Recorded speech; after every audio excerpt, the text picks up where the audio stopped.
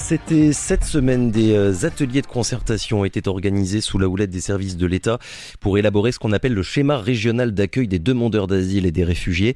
Les acteurs concernés par cette question ont été réunis en préfecture, services de l'État donc, mais aussi élus locaux et associations, car on le rappelle, des milliers de personnes arrivent en Guyane chaque année pour demander l'asile, notamment 8700 demandes l'an dernier selon les chiffres de l'OFPRA, dont plus de 80% émanant de ressortissants haïtiens. Depuis plusieurs années maintenant, les prises de parole sont fréquentes d'acteurs ici en local qui dénoncent la gestion et le manque d'anticipation des services de l'État. Dernier exemple en date, c'était ce mercredi, le député David Riemann face au ministre des Outre-mer Manuel Valls. On l'écoute puis on revient. Il n'y a pas une question de submersion migratoire. Il y a une non-gestion. Et je l'ai démontré au travers des propositions qu'on a faites au ministre de l'époque, M. Darmanin, qui a toujours refusé. On a demandé une organisation particulière par rapport à la justice sur nos territoires au travers des propositions d'amendement dans la loi de programmation justice. À l'époque, c'était le ministre Dupond-Moretti qui a été refusé. À chaque fois, c'est l'État qui refuse de mettre les moyens pour organiser une réalité sur nos territoires qui est différente de l'Hexagone. À tout le temps vouloir mettre sur le dos de ceux qui n'ont rien ou pas grand-chose, il faut arrêter ça maintenant, ça suffit. Moi, je demande maintenant au ministre qui est présent des réels échanges, de réels partages de regards de situation pour mettre en place des politiques constructives qui permettent à nos territoires de sortir de leur réalité. C'est arlésienne de faire croire que c'est la faute de l'immigration, tous les maux qu'il y a dans le territoire. Je m'inscris en faux et serai toujours face à ces gens-là qui prendront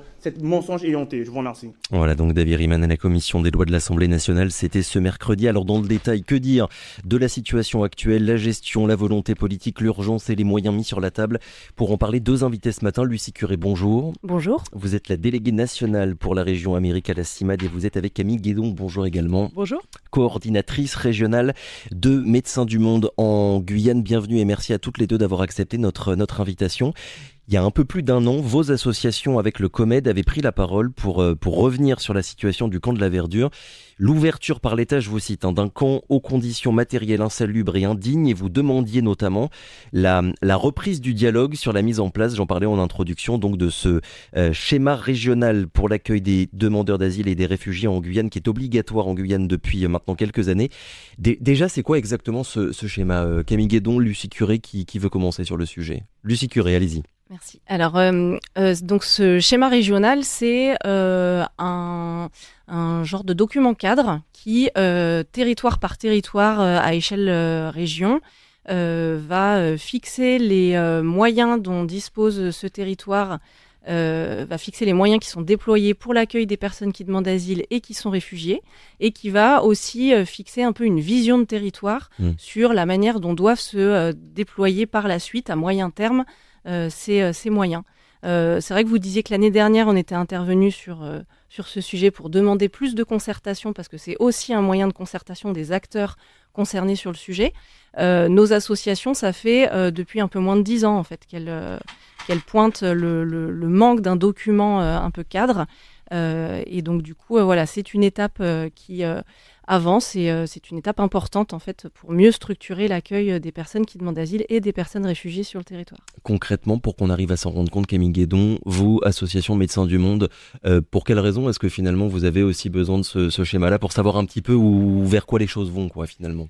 Ouais, ça permet d'avoir un premier temps d'état des lieux en fait, de ce qui existe sur le territoire, de flécher un peu et d'avoir un document descriptif de l'ensemble des acteurs qui participent des parcours des demandeurs d'asile et réfugiés. Donc, ce qui nous permet déjà de connaître mieux les acteurs et même les institutions, hein, ce dont elles ont en charge et ce dont elles doivent mettre en place comme politique publique. Pour faire le bilan de ce qui est déjà existant finalement. Voilà, déjà le bilan. Et puis en fait, effectivement, c'est aussi un moyen de faire de la concertation entre les acteurs, de pouvoir avoir au moins un temps annuel, on espère, où on va se réunir, rediscuter des parcours, de savoir où se trouvent les freins, comment on peut trouver des leviers, où ça permet au moins de partager le diagnostic et les constats et d'essayer de construire ensemble des propositions d'action. Juste une petite clarification avant de continuer, parce que on va parler là ces prochaines minutes de demandeurs d'asile et de réfugiés. C'est important, je pense, de faire la distinction entre les deux, parce que les statuts ne sont pas les mêmes et des situations différentes vont pouvoir découler finalement du statut qu'on aura. Demandeurs d'asile, réfugiés, c'est quoi la différence, Lucie Curé?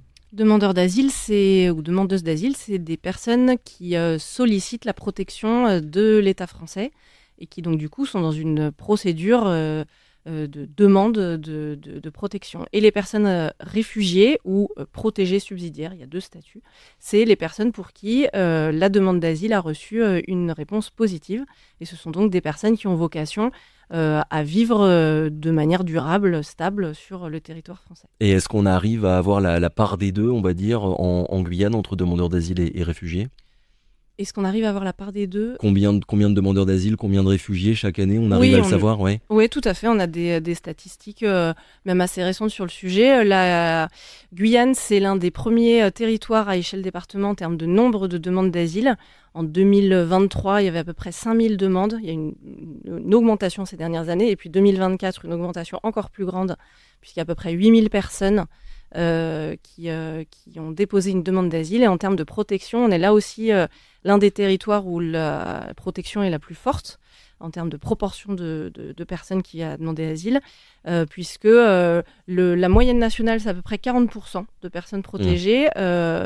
En Guyane, il y a 15 ans, on était à peu près à 3-4%.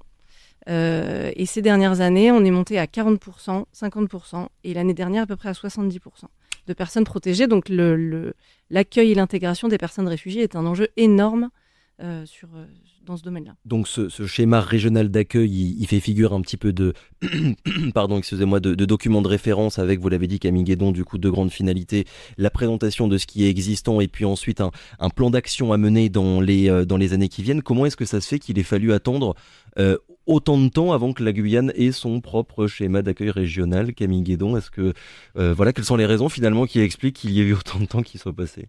Alors, je pense que Lucie complétera parce que moi, je vais avoir une mémoire pas si longue sur cette question-là. Pourquoi la Guyane a mis autant de temps ? Et je sais qu'il y a eu plusieurs chargés de mission qui se sont emparés de ce sujet au niveau des services de l'État, que ce soit en préfecture ou que ce soit à la DG Copop, sans réussir jamais à le sortir et à mener le travail qui a été fait jusqu'à cette semaine. Alors, je pense que Lucie sera mieux répondre à la question. En fait, ces schémas, ils sont prévus depuis la réforme immigration de 2015. Et donc, c'est ce qui explique qu'en 2015-2016, on est rencontré les services de la préfecture pour avoir cette demande. Sauf que, en essayant d'être un peu simple dans les explications, ce schéma régional, il découle d'un schéma national qui est coordonné, piloté par le ministère de l'Intérieur, et que jusqu'en 2020, les Outre-mer n'étaient pas intégrés à ce schéma national. Donc, du coup, les moyens étaient discutés, coordonnés, déployés, mais pour l'Hexagone. Et donc, du coup, légalement, il n'y avait pas de schéma et c'était logique. Et on est plusieurs associations, dont la CIMAD, le COMED et Médecins du Monde, à avoir engagé un contentieux pour que les Outre-mer rentrent dans ce schéma. C'est un contentieux qui a été gagné. Le Conseil d'État a reconnu que les Outre-mer, en tant que territoire français, avait vocation aussi à bénéficier de ces discussions. Et donc en 2021, la Guyane notamment a rejoint le pool des territoires français qui devait se doter d'un schéma régional. Et donc c'est 4 ans plus tard que ce schéma du coup devrait voir le jour. Alors, j'ai réécouté ce qu'a déclaré suite à la réunion de cette semaine la directrice générale de la cohésion et des populations à la préfecture. J'ai pas entendu d'annonce particulière. Qu'est-ce qui est ressorti de ces premières concertations, Camille Guédon ? Alors, il y a eu 3 ateliers différents. Moi, j'ai participé qu'à 2. Donc, même s'il y a eu une restitution, je serais plus à l'aise quand même de parler des 2 ateliers dans lesquels j'ai participé. En tout cas, pour ce qui concerne les parcours de soins et les parcours sanitaires des personnes, on a surtout travaillé sur des actions qui étaient déjà existantes, qu'on a posées comme importantes de renforcer, de structurer, toute cette idée d'avoir de la concertation des acteurs, de la coordination des acteurs du soin, et au-delà, parce qu'il nous faut travailler avec les acteurs de l'hébergement, il nous faut travailler avec les acteurs de l'intégration, parce que sinon, il y a des trous dans la raquette, et en fait, l'impératif de qualité de l'accompagnement des personnes n'est pas atteinte. En tout cas, nous, ce qui nous fait très plaisir et ce qu'on espère voir revenir, parce que le SRADAR, ça ne reste qu'un document qu'il faut réussir après à faire vivre, à animer, à lui donner les moyens, parce que c'est bien de poser des actions, mais en attendant, il faut pouvoir les mettre en œuvre. En tout cas, sur les parcours de soins, vraiment, il y a 2 choses qui nous semblent très, très importantes. C'est d'avoir un document de référence sur le parcours C'est-à-dire qu'on a bien saisi que les acteurs de l'hébergement, par exemple, aujourd'hui, ils ne maîtrisent pas bien la manière dont ça se passe. Comment on fait de l'accès aux droits de santé, comment on se réoriente vers quelle structure, fonction des pathologies que les patients rencontrent. Donc il y a un réel besoin déjà de expliciter c'est quoi les parcours de soins des demandeurs d'asile et des réfugiés et quelles sont les spécificités, comment on rend accessible l'info. Et une deuxième action qui nous semble vraiment très importante, il y avait à l'époque de la crise sanitaire, des consultations pour les demandeurs d'asile au moment de leur arrivée, notamment pour repérer les vulnérabilités des personnes et pouvoir accélérer leurs procédures et leur mise à l'abri et hébergement. Cette action s'est arrêtée. Donc ça nous semble hyper important de le remettre en place et de trouver les moyens de pouvoir permettre aux personnes d'avoir un bilan de santé dès leur arrivée sur le territoire. Et pour ce qui concerne l'intégration des réfugiés, donc comme disait tout à l'heure Lucie, il y a un vrai enjeu et aujourd'hui, c'est ça qu'il faut réussir à essayer d'anticiper à minima, puisque c'est pas toujours forcément évident l'anticipation. C'est la création du coup de centres de CPH, de centres permanents d'hébergement pour les réfugiés, afin qu'à la sortie de l'UDA, ils ne se retrouvent pas en rue en fait et qu'ils puissent avoir les conditions matérielles et d'hébergement pour pouvoir s'intégrer réellement au territoire. On va revenir évidemment dans quelques minutes sur les questions liées à l'hébergement et à l'intégration. D'abord, Lucie Curé, vous êtes CIMAD, mais aussi médecin du monde des associations de terrain. Est-ce que vous arrivez à partir de votre propre connaissance et de ce que vous constatez tous les jours avec les personnes concernées, est-ce que vous arrivez à avoir une réelle discussion avec les services de l'État sur les choses à faire et à mettre en place? Une réelle discussion et pas quelque chose d'assez vertical où finalement tout est décidé par avance.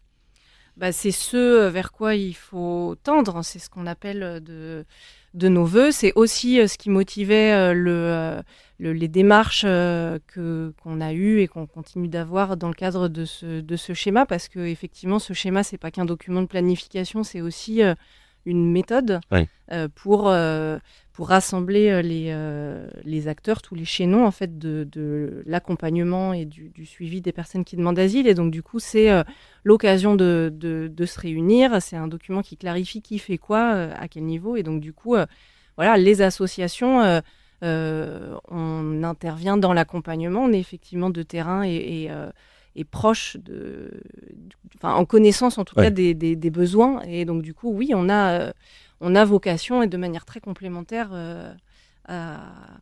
à être consulté et à pouvoir un peu tirer la manche des institutions pour que les politiques évoluent et que les pratiques prennent en compte les besoins concrets.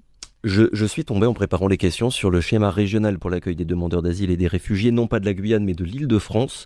Et un des objectifs qui est mis en avant, c'est celui, je cite, de rompre avec une gestion de l'urgence et améliorer les conditions d'accueil des demandeurs d'asile. Si j'en parle, c'est parce que justement l'urgence et le caractère exceptionnel de la situation en Guyane depuis ces derniers temps, on va dire, c'est l'argument qui est utilisé par l'État pour notamment expliquer les temps d'attente qui sont particulièrement longs.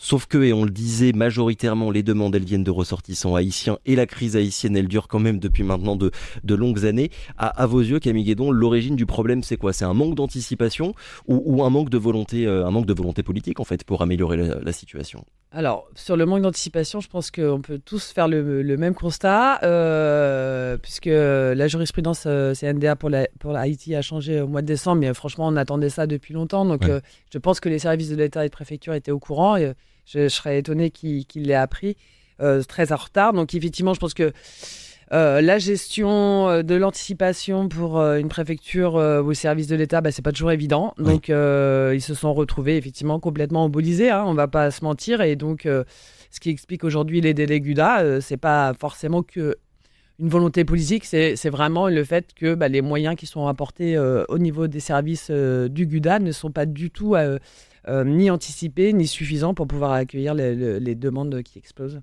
Il y a une gestion différente, Lucie Curé, des personnes en fonction de leur nationalité, très concrètement en Guyane? Alors, la loi ne prévoit pas ça. Oui. Et tous les dispositifs d'accompagnement doivent bénéficier à toutes les personnes, quelle que soit leur nationalité. Ensuite, en pratique, peut-être déjà poser quelques chiffres, c'est que sur l'hébergement des personnes qui demandent asile, la quasi-totalité des personnes sont d'origine syrienne ou afghane.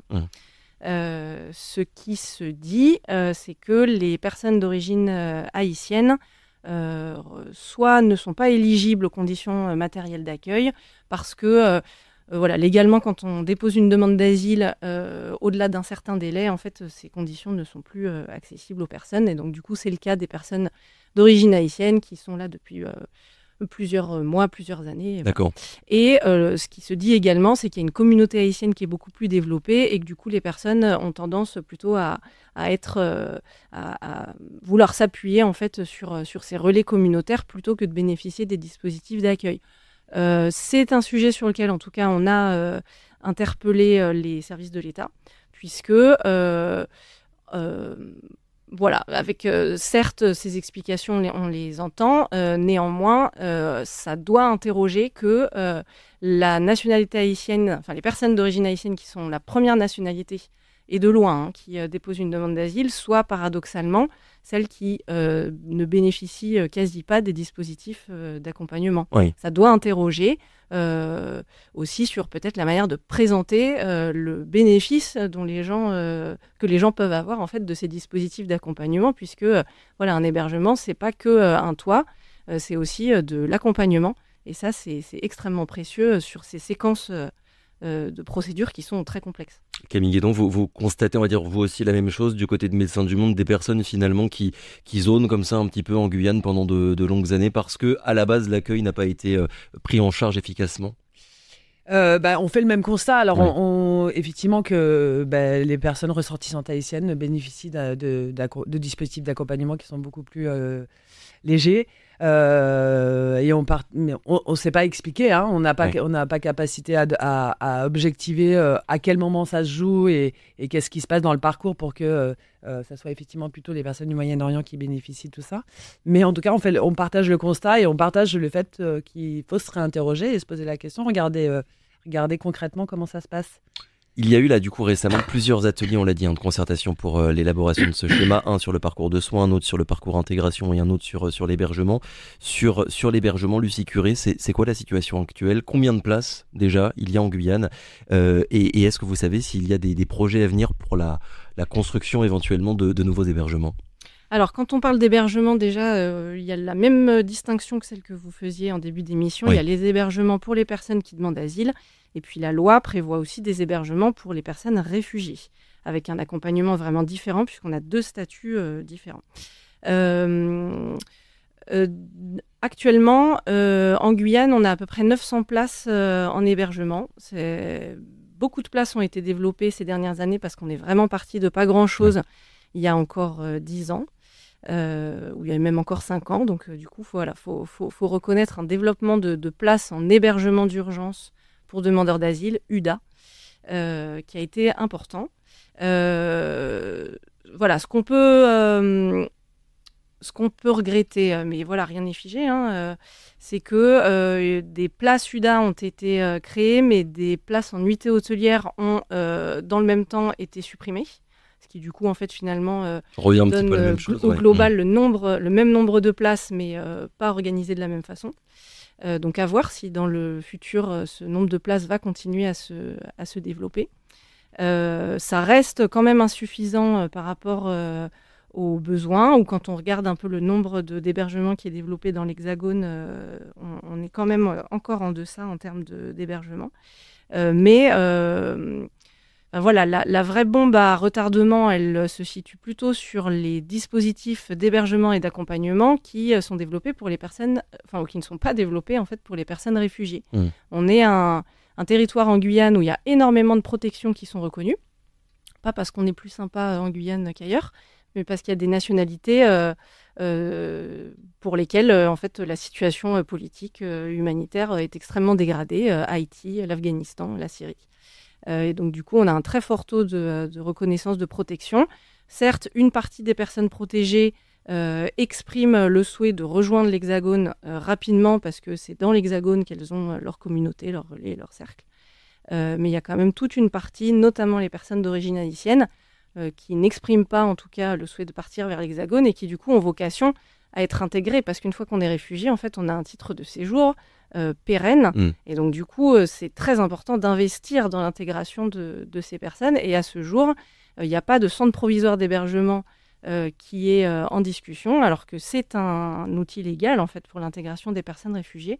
Il y a des hébergements qui sont réfléchis, mais qui le sont plutôt comme sas de transit, en tout cas pour les personnes qui partiraient assez vite vers l'Hexagone une fois leur statut de réfugié obtenu. Sur l'aspect purement médical et sanitaire, Camille Guédon, est-ce que cette distinction-là, finalement, qui est faite entre réfugiés et demandeurs d'asile, elle va créer finalement des accompagnements différents selon les personnes ?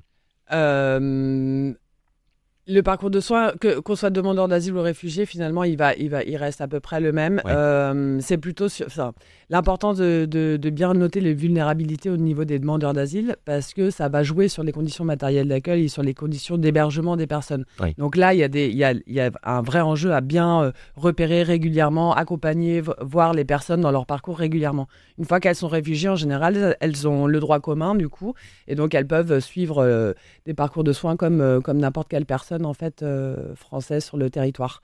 Donc il n'y a pas d'enjeu spécifique, puisque normalement l'accès aux droits de santé est tout ouvert, et donc ils ont accès au travail, à leur sécurité sociale, comme tout un chacun qui habite le territoire. D'ailleurs, puisque vous parlez de vulnérabilité, évidemment ça nous fait penser à ce qui se passe au niveau du camp de la Verdure. Ça fait à peu près maintenant un peu plus d'un an et demi que le camp a été créé avec les demandeurs d'asile de la place des Amandiers qui avaient été évacués vers ce camp-là. Médecins du Monde continue d'intervenir sur place, non ? Non, on intervenait en maraude interassociative avec la CIMAD et le COMED qu'on a arrêté il y a maintenant un an à peu près, oui. Parce que l'objectif de cette maraude, c'était d'aller recueillir de la donnée auprès des personnes, savoir un peu leur suivi administratif, comment ça se passe, voilà, avoir quelques éléments factuels sur l'accompagnement qui a été fait des personnes, que ce soit en termes sanitaires et en termes administratifs. Ça nous a permis de effectivement faire des plaidoyers locaux en interasso, que ce soit sous forme de communiqué de presse, de demande de réunion ou de contentieux juridiques. Ce qu'on a mené l'année dernière auprès du tribunal administratif de Cayenne, puis au niveau du Conseil d'État, qu'on a gagné en partie et perdu en partie. Et du coup, ces maraudes avaient moins d'intérêt dans le sens où on avait un peu utilisé tous nos recours donc le recueil de données avait moins de sens, et puis surtout du côté sanitaire, l'ARS a mis en place une cellule de coordination avec du coup les acteurs du droit commun qui interviennent en fait directement sur site. Donc la Croix-Rouge surtout, la passe hospitalière de Cayenne, il va tous les jeudis. Donc il y a une permanence, il y a une EMS, une équipe mobile de santé en fait qui est déployée tous les jeudis sur le site. Et donc nous, à Médecins du Monde, à partir du moment où le droit commun reprend la main, c'est qu'on a gagné, et que c'est donc que les gens ont accès aux soins, et vous intervenez finalement quand personne d'autre ne va à tel ou tel endroit. C'est ça, on n'intervient que là où il n'y a personne, et dans la perspective de faire en sorte que quelqu'un intervienne après nous. Et qu'ensuite le dispositif soit pérennisé. L'idée de vous avoir ce matin, c'est aussi de faire le point sur le processus d'accueil, parce qu'il y a beaucoup d'acronymes là dont on parle depuis tout à l'heure, la SPADA, le GUDA, l'OFI, l'OFPRA, c'est pas forcément évident de s'y retrouver quand on connaît pas très bien le sujet. Concrètement, Lucie Curé, imaginons, je suis un ressortissant haïtien qui arrive en Guyane là en ce moment. C'est quoi déjà premièrement les étapes pour faire ma demande d'asile, et au bout de combien de temps je peux espérer avoir une reconnaissance de mon statut ? Alors, dans les grandes lignes, quand on arrive sur le territoire, la première étape, c'est de se présenter au premier accueil, ce qu'on appelle le premier accueil. Le premier accueil, il est géré en Guyane par la Croix-Rouge. Il se situe sur la rocade de Zéphyr. Et donc, du coup, dans le cadre de ce rendez-vous qui est obtenu, pour le coup, la Croix-Rouge s'est organisée et reçoit près de 300 personnes par jour, ce qui est énorme. Du coup, pour fournir ce premier accueil, recueillir les premiers éléments administratifs pour et informer les personnes sur les droits dont elles vont pouvoir bénéficier pendant leur procédure asile. Et c'est aussi au moment de ce premier accueil qui est fixé un rendez-vous auprès du GUDA, guichet unique, pour des demandeurs d'asile, pour enregistrer. Et donc, c'est à ce moment-là que la demande d'asile sera formellement enregistrée. D'accord. Et à partir de là, je déploie, avant de rentrer peut-être un petit peu plus dans quelques dysfonctionnements, à partir du GUDA, donc au moment du GUDA, c'est la remise du formulaire, l'enregistrement de la demande d'asile, l'évaluation des vulnérabilités, est-ce que la personne peut bénéficier, est assez prioritaire pour bénéficier d'un hébergement ou pas. D'accord. Ensuite, l'étape suivante, c'est l'examen par l'Office français de protection des réfugiés et apatrides, l'OFPRA, et puis ensuite la remise de la décision. Toute la difficulté, c'est que depuis à peu près un peu moins d'un an, entre le premier accueil où les personnes ont exprimé vouloir déposer une demande d'asile et le moment où la demande est enregistrée, où tous les droits sont enclenchés, eh bien, il se passe à peu près 1 an et demi, voire 2 ans dans certains cas. Parce que trop de monde, difficile de gérer les dossiers tout le monde, c'est à peu près ça ou pas? Parce qu'il y a une crise en Haïti qui a déclenché la reconnaissance d'une protection quasi automatique par la France des personnes haïtiennes. Ouais. Et que du coup, très logiquement, en fait, les personnes qui étaient déjà en Guyane pour la plupart, ont demandé une protection. C'est logique, c'est tout à fait légal. Et je le précise parce qu'on a tendance à penser que du coup, comme il y a 8000 demandes d'asile, c'est 8000 personnes qui sont arrivées en Guyane. C'est pas du tout, on n'est pas du tout dans ce mécanisme-là. C'est des personnes qui majoritairement étaient déjà en Guyane et qui du coup ont une voie de régularisation, mais qui n'est pas volée, qui est très balisée par la loi et à laquelle il faut faire droit. Dernière question, Camille Guédon, parmi les autres points que vos associations avaient demandé l'an dernier, il y avait aussi une réflexion sur l'intégration des réfugiés en Guyane. 1 an après, c'est quoi le constat que vous faites? Est-ce qu'il y a des pistes de réflexion ou bien c'est chacun un peu dans son coin et il n'y a pas forcément de réflexion un peu globale sur le sujet? Au bout d'un an, ouais. le constat qu'on fait, c'est ces ateliers de concertation en fait, parce que du coup, le 3e atelier était dédié au parcours d'intégration. Ça veut dire quoi d'ailleurs, parcours d'intégration en quelques mots? Moi, je suis pas spécialiste de la question sur les parcours d'intégration, mais en tout cas, ça a été la manière dont l'atelier a été mené. Il y a eu 3 gros points. La partie offre linguistique, puisque en fait, on demande aux personnes d'atteindre un niveau de français assez important, et donc du coup, il y avait les acteurs de l'offre linguistique présents, les acteurs de l'hébergement, donc pour ce qui est réfugiés, puisque donc pas demande d'asile, mais réfugiés, comment on fait à la sortie des UDA pour accompagner les personnes, puisqu'aujourd'hui, il n'y a rien. Et donc, effectivement, c'est les CPH dont parlait tout à l'heure Lucie, qui nous paraît vraiment important. Ça a au moins la vocation d'avoir été écrit quelque part. Ce radar, on verra comment il va s'animer, mais en tout cas, au moins, on espère que ça soit inscrit et noté à l'intérieur pour pouvoir y faire référence régulièrement. Et puis la 3e dimension qui était plutôt de l'accompagnement administratif et social des personnes. Oui. Donc là, c'est plutôt les acteurs aussi, les opérateurs de l'accompagnement qui étaient présents et qui plutôt faisaient remonter l'idée qu'ils connaissent mal en fait ces statuts-là. Ils sont l'idée de former les acteurs aux droits des demandeurs d'asile et réfugiés, de permettre à ce qu'il y ait une vraie interconnaissance des acteurs qui tournent autour de ces publics-là. Il y a un enjeu fort parce que du coup, il y a aussi, je pense, pas mal de freins ou de difficultés qui sont éprouvées par les structures, non pas par volonté, mais juste par méconnaissance. À voir comment ce document sera donc appliqué dans les années qui viennent. Merci beaucoup Camille Guédon, je le rappelle donc coordinatrice régionale de Médecins du Monde en Guyane, et Lucie Curé, déléguée nationale pour la région Amérique à la CIMAD. Merci à toutes les deux d'avoir été avec nous ce matin. À très bientôt. Merci beaucoup. Bonne journée.